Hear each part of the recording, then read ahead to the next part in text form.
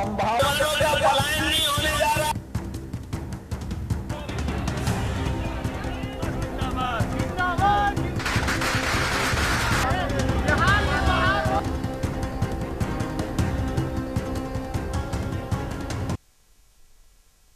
मैं हूं आरिश अजहर आपके साथ। हमारे खास पेशकश में आपका स्वागत है। बिहार विधानसभा चुनाव में एनडीए की प्रचंड जीत की गूंज यूपी की सियासी जमीन पर साफ सुनाई दे रही है और इसकी वजह साफ है कि सीएम योगी आदित्यनाथ बिहार में एनडीए को जिताने के लिए पूरी मशक्कत के साथ जुटे रहे, तो वहीं सपा प्रमुख अखिलेश यादव ने महागठबंधन के लिए पूरी ताकत झोंक दी थी। देखा जाए तो बिहार चुनावों में उत्तर प्रदेश के दो प्रमुख नेताओं मुख्यमंत्री योगी आदित्यनाथ और समाजवादी पार्टी अध्यक्ष अखिलेश यादव के बीच की टक्कर को योगी बनाम अखिलेश की जंग के रूप में देखा गया है। बता दें कि बिहार चुनाव इस बार केवल एक राज्य की सत्ता के लिए नहीं बल्कि उत्तर प्रदेश के आगामी राजनीति के लिए भी निर्णायक माना जा रहा है। दरअसल लोकसभा चुनाव 2024 में उत्तर प्रदेश से बीजेपी को झटका देने वाले सपा प्रमुख अखिलेश यादव ने बिहार में भले ही कोई प्रत्याशी नहीं उतारा था, लेकिन चुनावी मैदान में पूरा दम जरूर दिखाया। आरजेडी और महागठबंधन उम्मीदवारों के पक्ष में पिछड़ा दलित अल्पसंख्यक यानी पीडीए पॉलिटिक्स को जमीन पर उतारने की पुरजोर कोशिश करते नजर भी आए। दरअसल अखिलेश यादव बिहार में महागठबंधन के लिए प्रचार करके राष्ट्रीय राजनीति में एक प्रमुख विपक्षी नेता के रूप में अपनी छवि को मजबूत करने की कोशिश कर रहे थे। वहीं सीएम योगी आदित्यनाथ ने भी बिहार में बीजेपी और एनडीए उम्मीदवारों के लिए समर्थन जुटाने में कोई कसर नहीं छोड़ी। बता दें कि उत्तर प्रदेश के पूर्वांचल और बिहार के पश्चिमी इलाके में बोली, रहन सहन और जाति समीकरण काफी मिलते जुलते हैं, इसलिए बिहार के चुनावी नतीजे यूपी की सियासत पर भी सीधा असर डालते हैं। और बहन और भाइयों,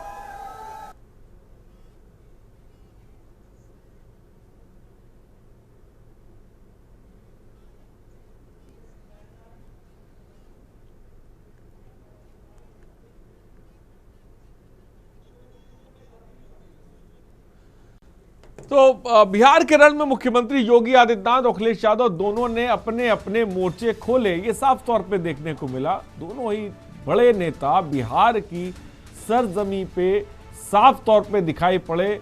ताबड़तोड़ रैलियां साफ तौर पे देखने को मिली, लेकिन इन सब के बीच ये भी देखा गया कि मुख्यमंत्री योगी आदित्यनाथ की जो फैन फॉलोइंग थी वो बिहार में सादा साफ तौर पर योगी के भाषणों में कानून व्यवस्था, बुलडोजर, ये तमाम चीजें नजर आई।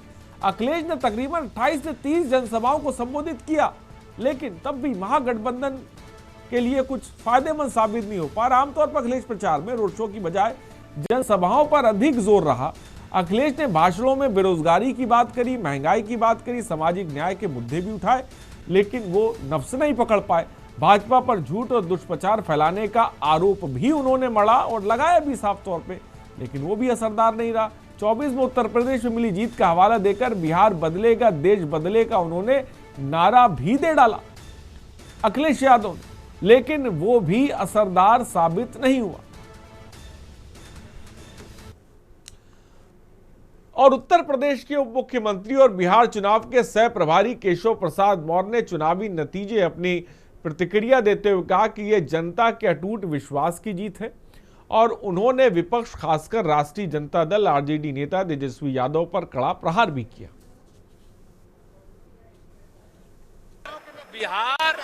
बिहार का जो संदेश है, बिहार की जनता का जो आशीर्वाद मिलता हुआ दिखाई दे रहा है, जो हम लोगों का विश्वास था, भरोसा था कि ऐतिहासिक विजय माननीय प्रधानमंत्री श्री नरेंद्र मोदी जी के नेतृत्व और आदरणीय श्री नीतीश कुमार जी के प्रति बिहार के विश्वास की ऐतिहासिक जीत होगी, वह ऐतिहासिक जीत होती हुई दिखाई दे रही है। अभी अंतिम परिणाम का हम लोग इंतजार कर रहे हैं, लेकिन यह जरूर कह सकते हैं कि श्री तेजस्वी यादव, श्री राहुल गांधी और श्री अखिलेश यादव, ये तीनों लोग मिलकर के ये तीनों बैटमैन फेल हो गए। इसका परिणाम 27 में पड़ेगा सर? इसका परिणाम 26 में भी पड़ेगा, 27 में भी पड़ेगा, 28 में भी पड़ेगा और 29 में भी पड़ेगा और बेहतरीन परिणाम होगा और बिहार सदा देश को संदेश देता है और बिहार देश को संदेश दे रहा है। अंतिम परिणाम आने पर हम आप सबके साथ बातचीत करेंगे, लेकिन बिहार की जो ऐतिहासिक विजय हो रही उससे पूरे देश में खुशी है कि अब न जंगल राज, न कट्टा राज, न गुंडा राज, न माफिया राज, न दंगाइयों का राज, न भ्रष्टाचारियों और घोटालेबाजों का राज, न परिवारवाद, न फर्जी पीडीए, सब फेल हो रहा है, ऐसा दिखाई दे रहा है। बिहार से ही बदलाव की बयान चलेगी। तो श्री अखिलेश यादव जी देख लें, 3 बैटमैन अपने को बड़े धुरंधर मानते थे, श्री अखिलेश यादव जी, श्री तेजस्वी यादव जी, श्री राहुल गांधी जी, लेकिन अभी जो देख रहा हूं मैं आंकड़ा, उसमें ये तीनों मिलके 50 नहीं पूरे कर पा रहे हैं। तो इससे ये संदेश साफ है कि ये तीनों की दुकान बंद होने के कगार पर। और हमारे साथ राजनीतिक विश्लेषक हमारे साथ जुड़ गए हैं, साथ ही साथ नितेश मिश्रा वरिष्ठ पत्रकार भी हमारे साथ जुड़ गए हैं।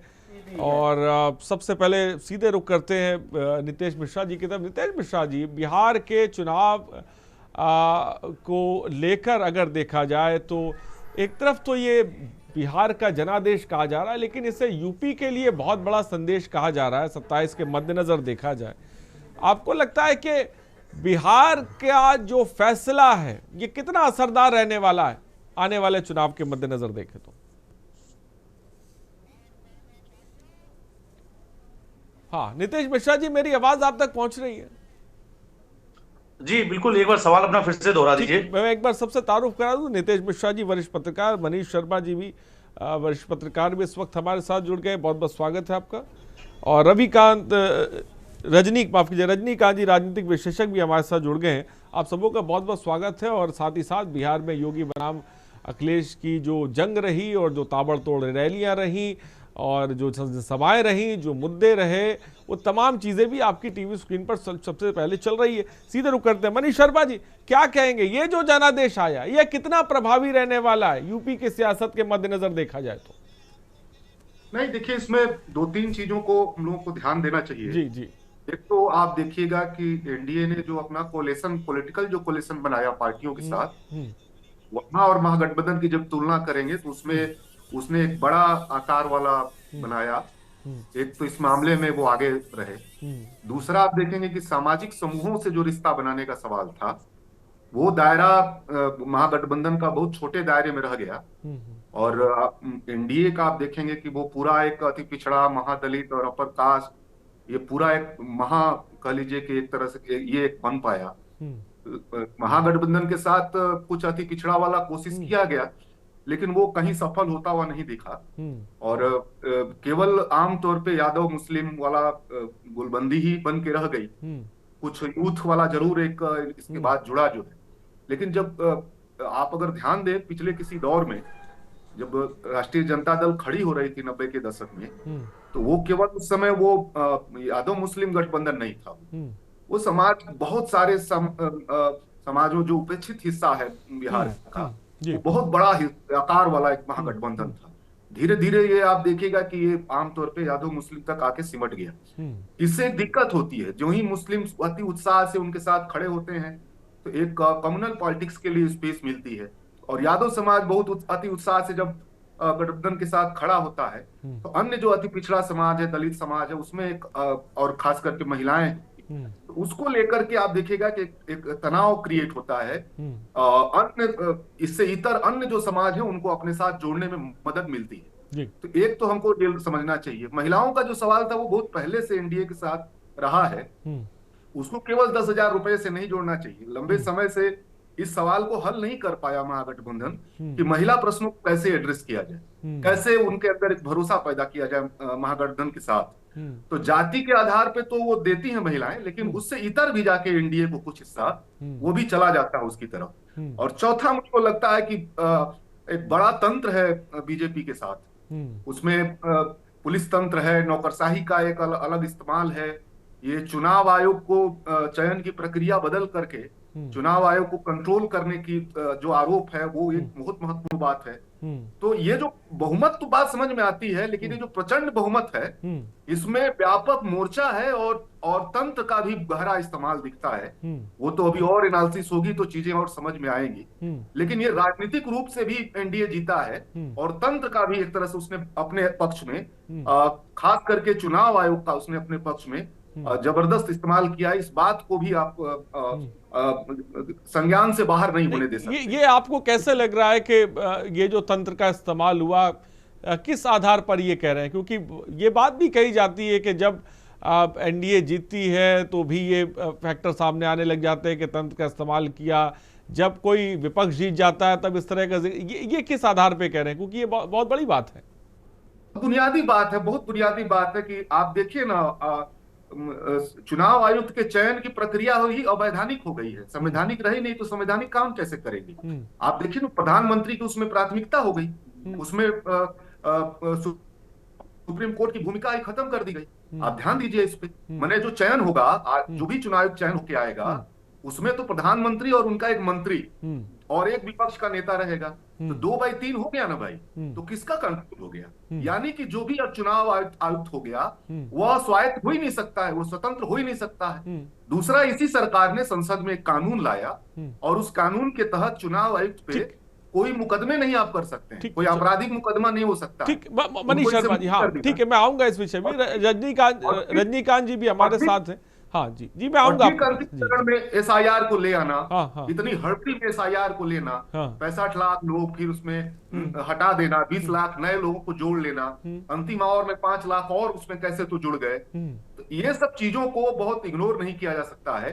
और आप ये भी ध्यान दीजिए कि जितने सवाल कर रहा है विपक्ष, तो चुनाव आयोग की संवैधानिक जिम्मेदारी थी उसका जवाब देता, लेकिन वो किसी भी प्रश्न का जवाब देने से आराम से निकल देता है।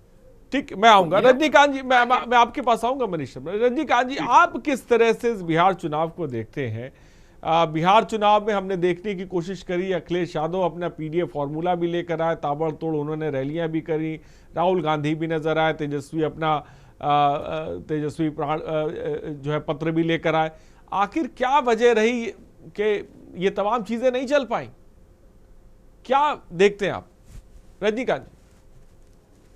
देखिए, मुझे जो लगता है वो पहली बात तो ये है कि जो एनडीए गठबंधन है उसने एक बहुत अच्छी well oiled, well coordinated machinery की तरह काम किया।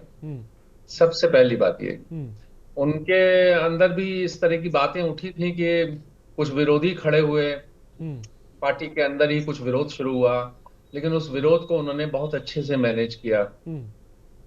दूसरी बात, मैं डे वन से आपके चैनल पर मैंने कहा है, जब शुरुआती बात थी, मेरे ख्याल 7 तारीख को शायद आप क्लिपिंग देख सकते हैं, तो मैंने कहा था कि इस चुनाव में जो महिला है वो गेम चेंजर साबित होगी। महिला गेम चेंजर साबित होगी। इसके साथ ही साथ बिहार के जो युवा हैं बहुत जागरूक हैं और शिक्षित भी हैं और बहुत टैलेंटेड हैं। अगर टैलेंटेड नहीं होते तो सारे देश ही नहीं बल्कि विदेश तक में वो काम करने के लिए उनको क्यों एम्प्लॉयर्स एक्सेप्ट करते। तो शिक्षित युवाओं ने तेजस्वी जी को अपना नेता एक तरह से नहीं माना। तो और तीसरी बात ये है कि सबका साथ सबका विकास, ये जो फंडा है एनडीए का, उसने भी कुछ काम तो किया ही है। मतलब अक्रॉस ऑल जातियां कह सकते हैं कि सभी जातियों को विकास का लाभ मिला।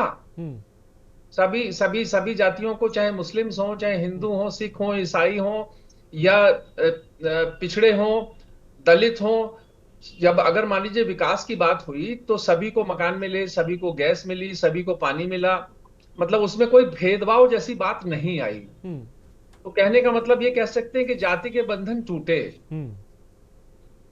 और चौथी पांचवी बात ये कहेंगे कि इनके साथ ही साथ जो यूं कह सकते हैं कि जो एमवाई खाली समीकरण था, जैसे अभी मनीष शर्मा जी बात कर रहे थे कि वो एमवाई समीकरण जो है वो बहुत मतलब अपना विश्वास को जगा नहीं पाया। तेजस्वी जी ऊर्जावान नेता हैं, एक अच्छे नेता हैं, नेता के रूप में डेवलप हुए हैं इस चुनाव में, एक ब्रांड के रूप में डेवलप हुए हैं। हो सकता है पहली हार है, लेकिन हो सकता है कि अगली बार वो और अच्छे से उभर के सामने आए। लेकिन वो सभी को जोड़ नहीं पाए, सभी को जोड़ पाने में वो नाकाम साबित हुए एक तरह से।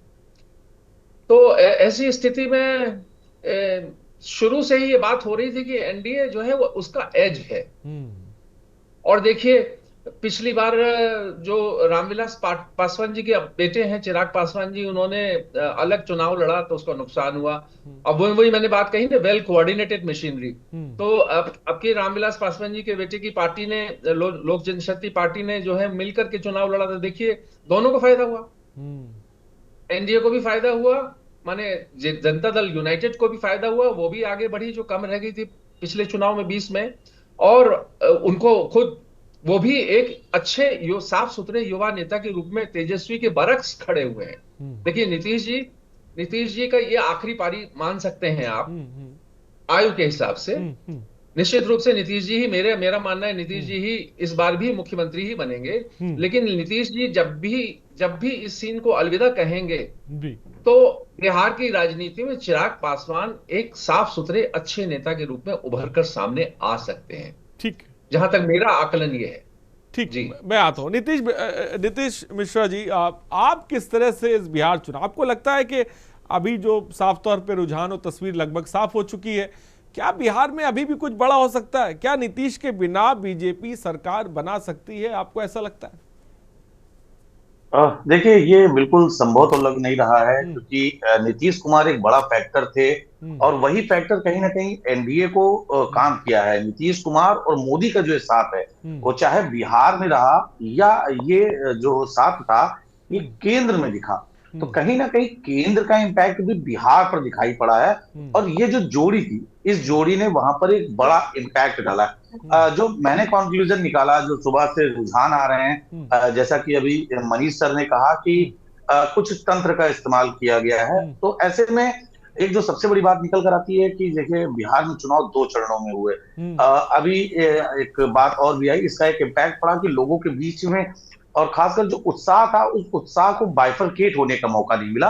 तो वो कहीं ना कहीं पोलिंग बूथ पर पूरी तरीके से एक आवेश में पहुंचा है और इसका परिणाम साफ तौर पर रहा कि बिहार में दोनों चरणों में जो चुनाव परसेंटेज थे, वोटिंग परसेंटेज थे, वो हाई थे। वो और जब वोटिंग परसेंटेज हाई गया तो एक बार तमाम राजनीतिक पंडित और विश्लेषक ये कह भी रहे थे कि ये जो वोट हाई जा रहा है ये कहीं ना कहीं एनडीए के पक्ष में जाता हुआ दिखाई पड़ रहा है। नुकसान सर कहां पे हुआ और फायदा कहां पे हुआ, इसका थोड़ा सा जो एनालिसिस है मेरा व्यक्तिगत है, तो इसमें एक एमवाई फैक्टर की बात होती है, लेकिन बिहार में जो फैक्टर काम किया सर वो एमएम फैक्टर काम किया। अब आप पूछेंगे एमएम फैक्टर कौन है, तो इसमें आप एक चीज देखिए, तमाम बड़े नेता किनको बधाई दे रहे हैं? महिलाओं को।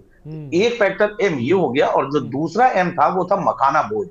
मखाना एक बहुत बड़ी चीज है बिहार के लिए, और खासकर सोशल मीडिया पर अगर आप देखिए तो सोशल मीडिया के तमाम युवा उस मखाने को बनाते हुए रील भी अपनी पोस्ट करते हैं। तो मखाना बोर्ड ऐसा लगा लोगों को, वहां के युवाओं को लगा कि एक अच्छा रोजगार मिल सकता है। हार की बात अगर आती है, महागठबंधन चूका कहां पर? महागठबंधन सबसे पहले वो इस जगह से चूक गया, जब किसी का परिवार अलग होता है ना साहब, तो उसका एक संदेश बहुत बड़ा जाता है।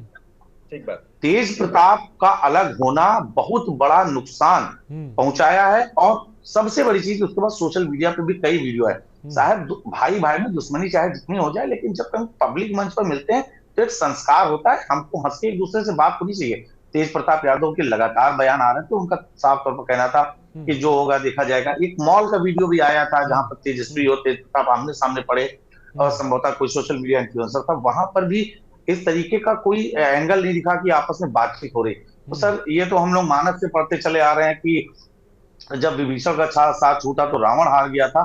तो ये भी एक बड़ा इम्पैक्ट है, और इस फैमिली का एक बड़ा असर पूरे बिहार की राजनीति में दिखाई पड़ता है। चूका कहां पर विपक्ष? विपक्ष चूका इस बात पे कि वो लगातार सिर्फ ये कहना लगा कि महागठबंधन में तो हम काम कर रहे हैं, लेकिन जैसे रजनीकांत सर ने कहा कि साफ तौर पर BJP has a great machinery. उनके पास आज भी अगर उनकी सबसे बड़ी ताकत है सर तो कार्यकर्ता है।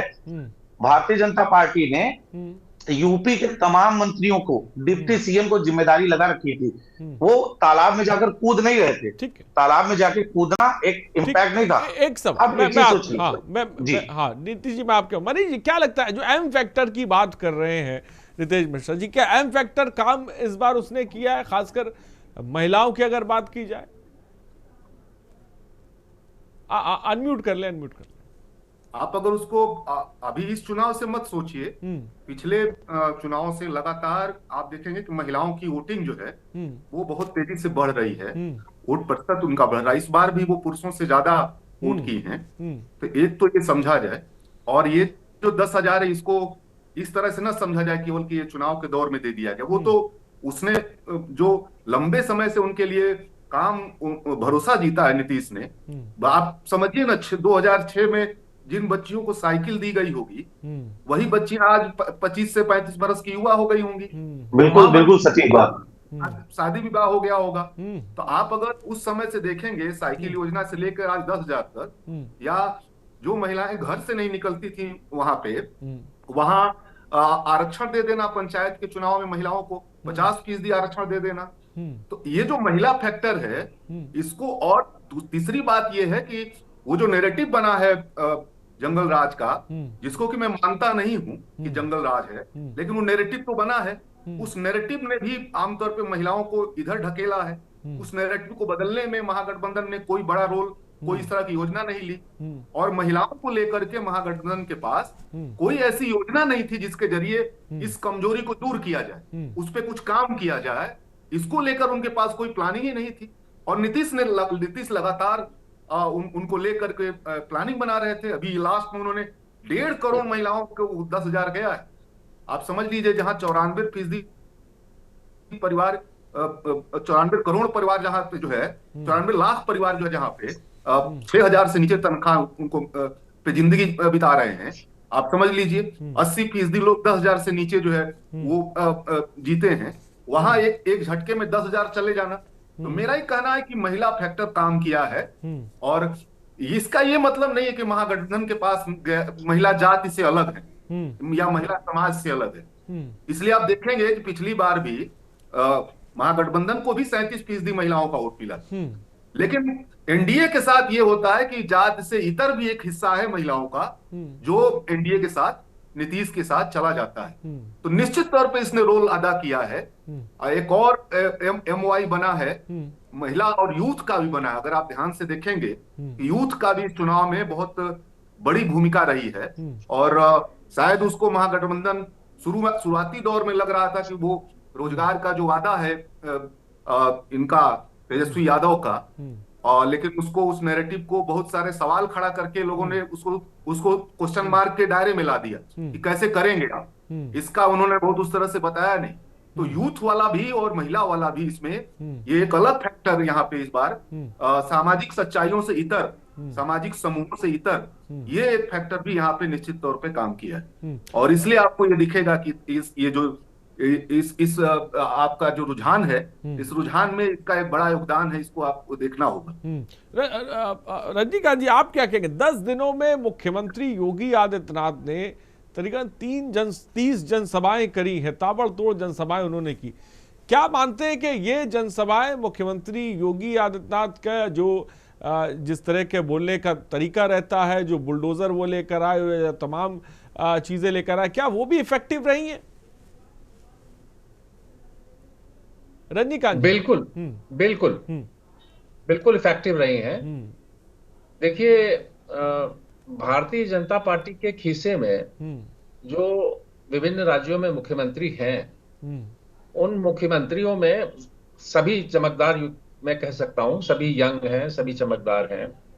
लेकिन जिस तरह से योगी आदित्यनाथ जी की एक गोरख गद्दी के मेहनत के चलते पैन इंडिया अपील है, क्योंकि जो गोरख संप्रदाय है वो संप्रदाय पूरे देश में जगह जगह हर कोने में उसका प्रभाव है, उसके भक्त हैं, उसकी ये सारी चीजें हैं।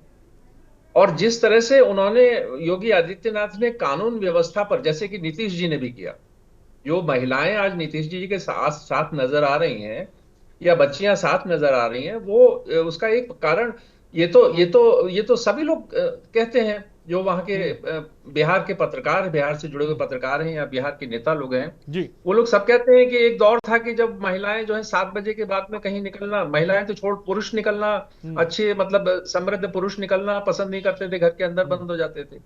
तो यानी कानून व्यवस्था जैसे नीतीश जी ने बहुत मजबूत रखी, ऐसे योगी आदित्यनाथ जी ने भी कानून व्यवस्था को मजबूत रखा। कानून व्यवस्था में भी कोई भेदभाव नहीं किया।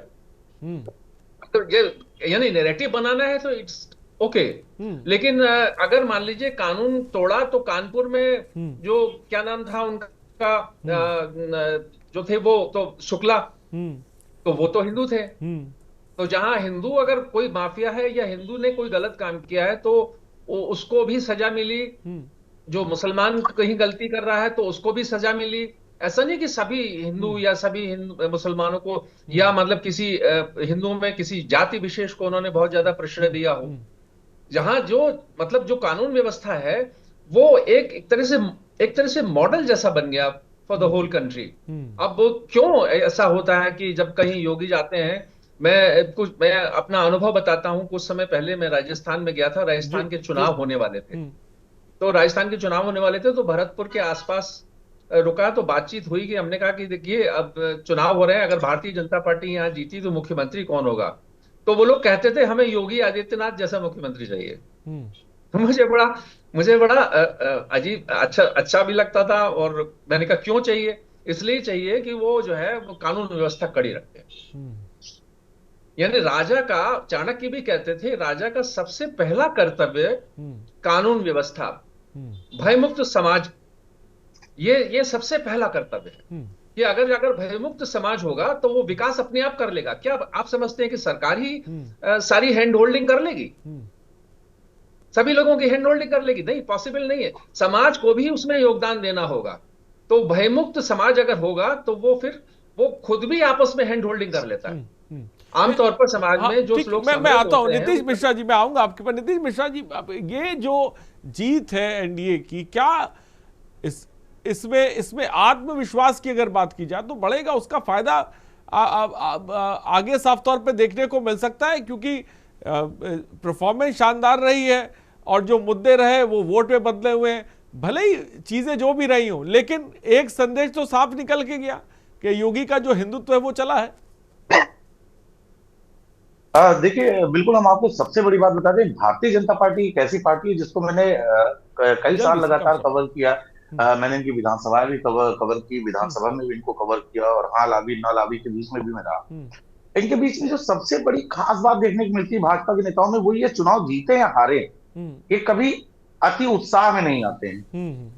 ये अपनी तैयारी लगातार करते रहते हैं और इनकी बैठकें लगातार चलती रहती है। कई बार इसका मजाक भी होता है कि इससे कार्यकर्ता हतोत्साहित हो जाता है, लेकिन इनके जो संगठन है, ये संगठन बड़ी मजबूती से, और इनके जो थिंक टैंक है, आरएसएस की जब भी बात करें तो देखिए, किसी भी चुनाव से पहले आरएसएस का एक एक्टिव होना वो कहीं ना कहीं भाजपा के लिए बहुत फायदेमंद रहता है, क्योंकि आरएसएस भाजपा के लिए पूरी तरीके से एक डिसिप्लिन का मदर संगठन माना जाता है। तो जो वहां से निर्णय हो गया, निश्चित बात है कि योगी आदित्यनाथ का चेहरा बिहार में सबसे बड़ा, एक महिला की बात, चूंकि आज, और ये बहुत गर्व का विषय है कि आज के समय में महिलाएं आ गया।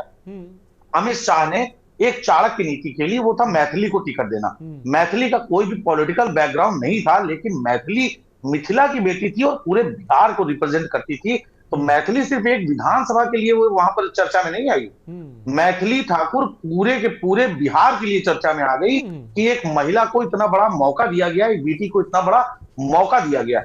इससे भी लोगों को बीच में खुशी रही। एक बहुत पहले साहब एक कहावत कही जाती थी कि जब भी कोई अपराध होता था तो कहते थे कि हमारे यहाँ कानून दुबई जैसा होना चाहिए था। आज जब मैं सभाओं को मैंने कवरेज किया, कई राज्यों को कवरेज किया, तो वहां जब कोई घटना होती है साहब, तो वहां सोशल मीडिया पे लोग कहते हैं अभी यूपी में हुई होती तो बुलडोजर चल गया होता। तो इसका भी इम्पैक्ट कहीं ना कहीं बिहार में दिखाई पड़ा है। जो अभी रजनीकांत सर ने कहा कि वो नाथ संप्रदाय से आते हैं और उनके शिष्य और चेले बड़ी बात तो नितेश जी आपने कही, थोड़ा सा वक्त की कमी है, वक्त की थोड़ी सी कमी है। बड़ी बात आपने साफ तौर पे कही कि बयानात का भी असर, मुख्यमंत्री योगी आदित्यनाथ की रैलियों का भी असर साफ तौर पे देखने को मिला। एम समीकरण भी साफ तौर पे कहीं ना कहीं काम आया, और जो मनीष शर्मा जी ने बात की। फिलहाल बहुत बहुत शुक्रिया मनीष शर्मा जी, नितेश जी बहुत बहुत शुक्रिया, रजनीकांत जी बहुत बहुत शुक्रिया। तो बिहार का संदेश जनादेश है यूपी को संदेश साफ तौर पे है, क्योंकि बेहतरीन जिसे कह सकते हैं एनडीए की आंधी देखने को मिली और महागठबंधन को विचार करने की जरूरत है। फिलहाल खास पेशकश में इतना ही, बने रहिए हमारे